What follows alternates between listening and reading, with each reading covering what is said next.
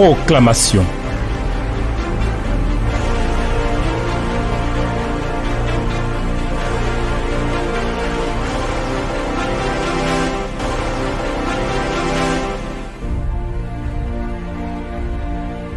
Frères et sœurs en Jésus-Christ, je vous salue au nom de Jésus, notre Seigneur, le fidèle et le véritable, qui nous conduit lui-même dans les sentiers de la proclamation de sa parole.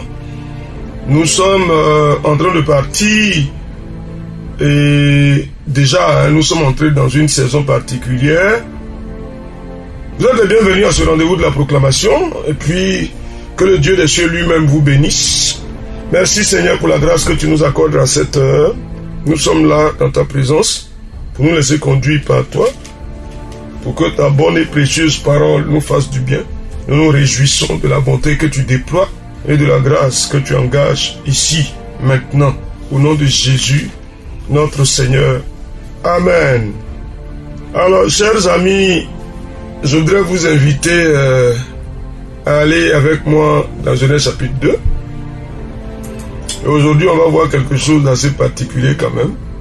Genèse chapitre 2, verset 5 au verset 9. Genèse chapitre 2, verset 5 à 9. Prêtez l'oreille s'il vous plaît. Aucun arbuste des champs n'était encore sur la terre, et aucune herbe des champs ne germait encore, car l'Éternel Dieu n'avait pas fait pleuvoir sur la terre, et il n'y avait point d'homme pour cultiver le sol. Mais une vapeur s'éleva de la terre et arrosa toute la surface du sol. L'Éternel Dieu forma l'homme de la poussière de la terre. Il souffla dans ses narines un souffle de vie, et l'homme devint un être vivant. Puis l'Éternel Dieu planta un jardin en Éden, du côté de l'Orient, et il y mit l'homme qu'il avait formé. L'Éternel Dieu fit pousser du sol des arbres de toute espèce, agréables à voir et bons à manger, et l'arbre de la vie au milieu du jardin, et l'arbre de la connaissance du bien et du mal. Amen.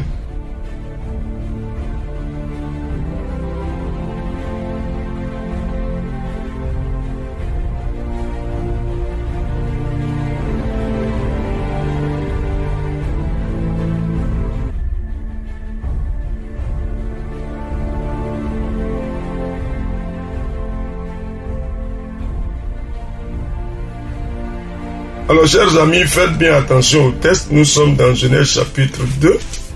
Après que Genèse chapitre 1 ait conclu au verset 31 du chapitre 1, Dieu vit tout ce qu'il avait fait et voici cela était très bon.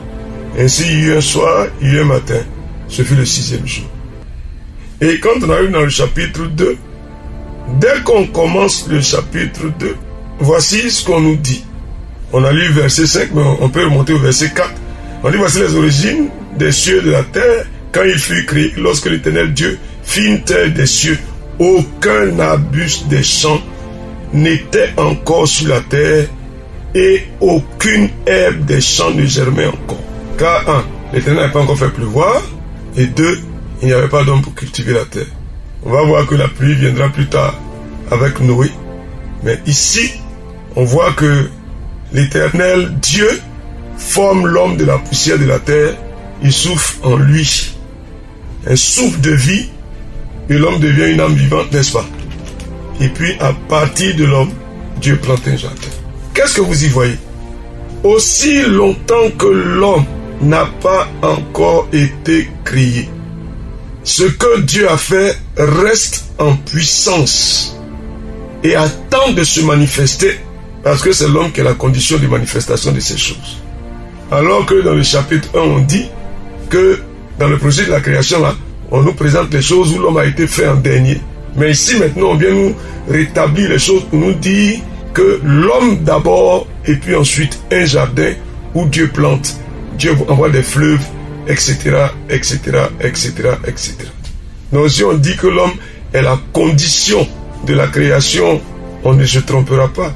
Et toi alors, est-ce que tu peux être la condition d'une création, tu peux être la condition d'une manifestation quelque part. Est-ce que si tu vas t'établir quelque part, là où il n'y avait rien, ta présence et ta vie peuvent être une source de production, de productivité. Ah, frères et sœurs, qu'est-ce qui t'ensemble? Alors je veux que de façon responsable et avec foi, tu déclares pour toi-même, au nom de Jésus-Christ, ma vie et ma présence sont des conditions pour que les choses se manifestent au nom de Jésus-Christ. Frères, sœurs, on dit, quand tu lis donc à partir de Genèse dans le chapitre 2, on dit au verset 7, l'Éternel Dieu forma l'homme de la poussière de la terre. Il souffla dans ses narines un souffle de vie et l'homme devint une âme vivante. Puis, après qu'il ait fait l'homme, donc l'homme n'est pas le dernier élément de la création, mais l'homme est la condition de la création. Qu'est-ce que tu dis pour toi-même? Tu comprends que les choses peuvent ne pas se manifester, les choses peuvent ne pas exister. Mais quand tu prends conscience de la position dans laquelle Dieu t'établit, là où tu arrives, là où tu vis, dans l'espace physique, dans l'espace spirituel, dans l'espace matériel, ta présence doit produire quelque chose. C'est possible? Seigneur, je déclare au nom de Jésus-Christ que ma présence produit, ma présence, ma vie provoque des accomplissements. Non, Jésus-Christ. Frère, qu'est-ce que tu dis? Ah, je suis moi, Jean-Pierre Dati, une condition pour que les choses se manifestent. J'arrive, elles se manifestent. J'engage et elles viennent à l'existence. Non, Jésus-Christ. Frère, toi, parce que tu sais que tu as un projet divin, il y a la vie de Dieu en toi. Mais encore plus avec le Nouveau Testament, on nous dit que l'Esprit de Dieu habite en nous. Il habite en nous. S'il habite en nous, ça veut dire que par nous, l'Esprit de Dieu peut provoquer quelque chose. Qu'est-ce que tu dis, frère? Je le déclare au nom de Jésus-Christ. Ma vie provoque des accomplissements. Seigneur, ma vie fait venir des choses à l'existence. Ma présence, je m'engage et des choses se réalisent. Non, Jésus-Christ. Ah, Seigneur, c'est pourquoi je déclare que par ma vie, par ma présence, des choses sont transformées, des choses viennent à l'existence. Non, Jésus-Christ. Frère, tu comprends que si Dieu a voulu que ce soit à la suite de la création de l'homme, qu'il mette en place un jardin, qu'il plante tout, qu'il fasse venir les fleuves, si Dieu a voulu ça ainsi, ça veut dire que la prise de conscience de notre position, de notre situation, comme une situation de production, une situation qui fait apparaître les choses, cette prise de conscience-là peut provoquer des accomplissements dont nous-mêmes nous serons bénéficiaires, n'est-ce pas? Qu'est-ce que tu déclares? Au nom de Jésus-Christ, le vide ne demeure pas dans ma présence. Je dis non. Non, non, non, non, non, non, non. Les choses ne manquent pas de s'accomplir quand j'arrive. Non, Jésus-Christ. Et je crois, je confesse et je déclare que ma présence provoque des accomplissements. Pour ma vie, pour la vie de ceux qui sont autour de moi, pour ma maison. Seigneur, je déclare, ma présence provoque des changements. Ma présence provoque des apparitions. Les choses qui n'étaient pas, elles viennent à l'existence parce que je suis là, parce que je les appelle, parce que je les convoque. Qu'est-ce que tu appelles? Qu'est-ce que tu convoques?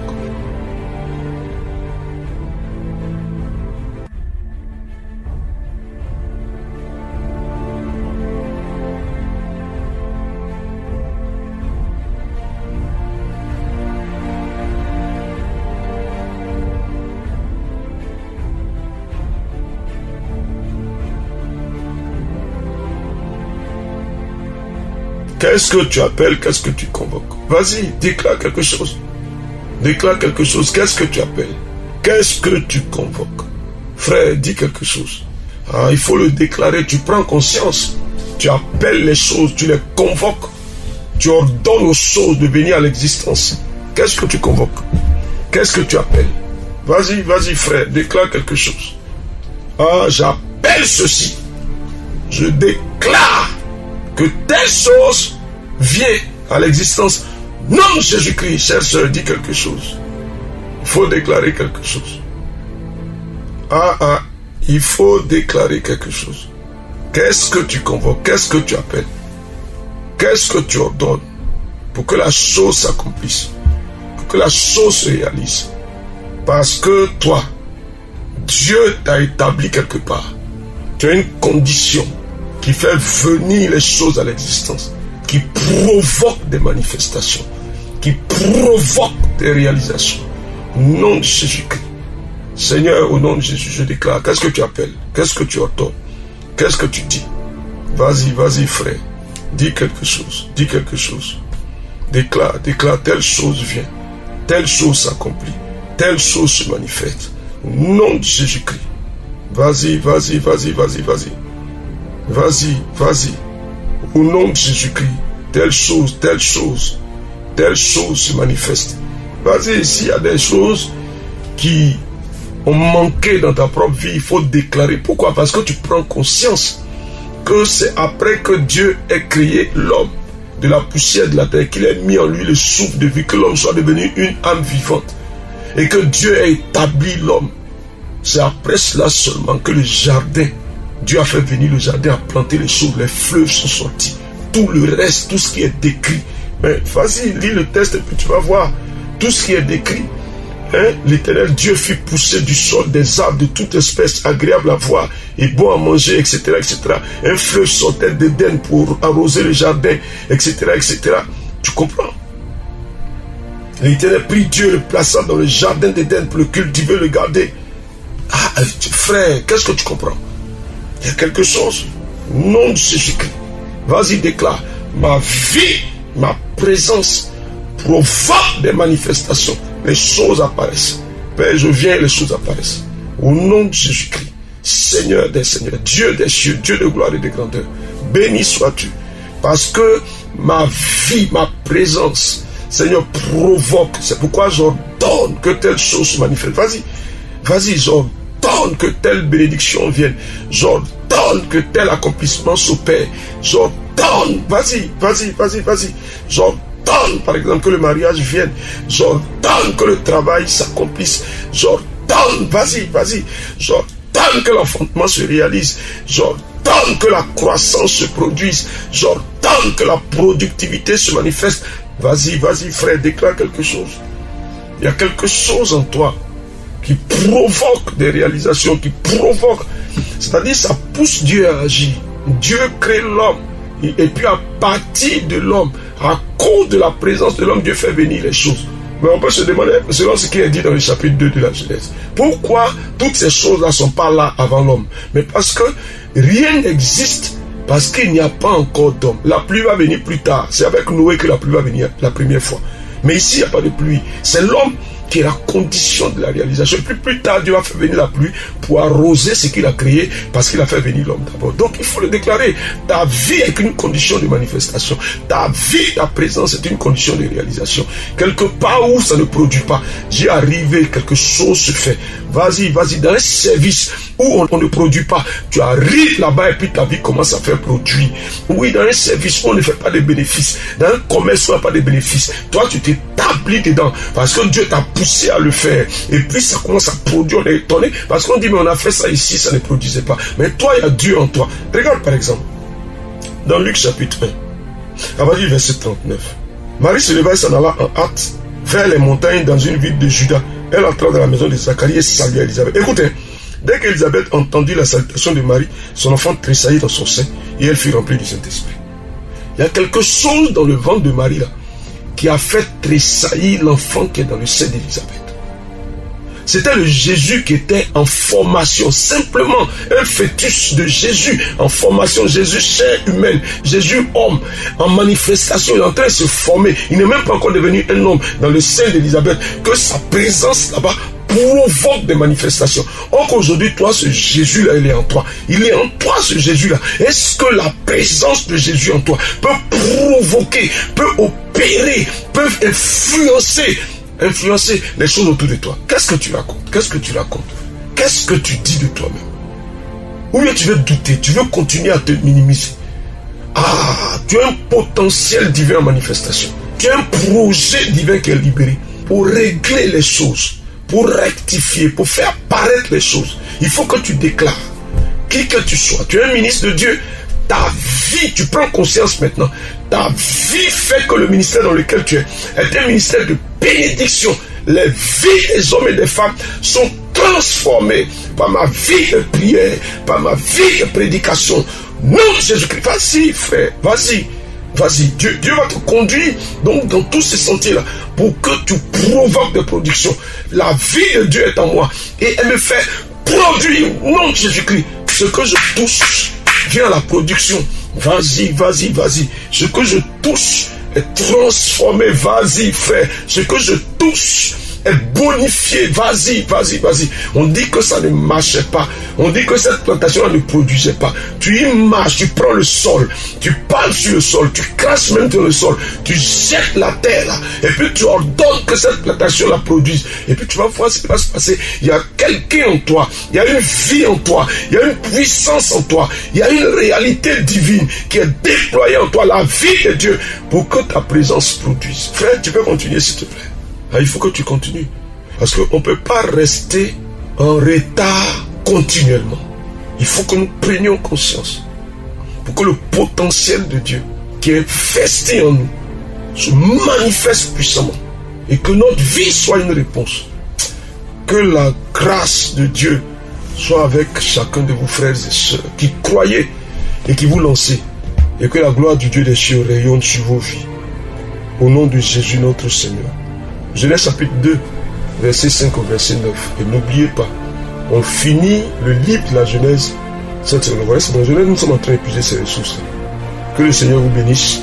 Et on se retrouve la prochaine fois au nom de Jésus. Amen.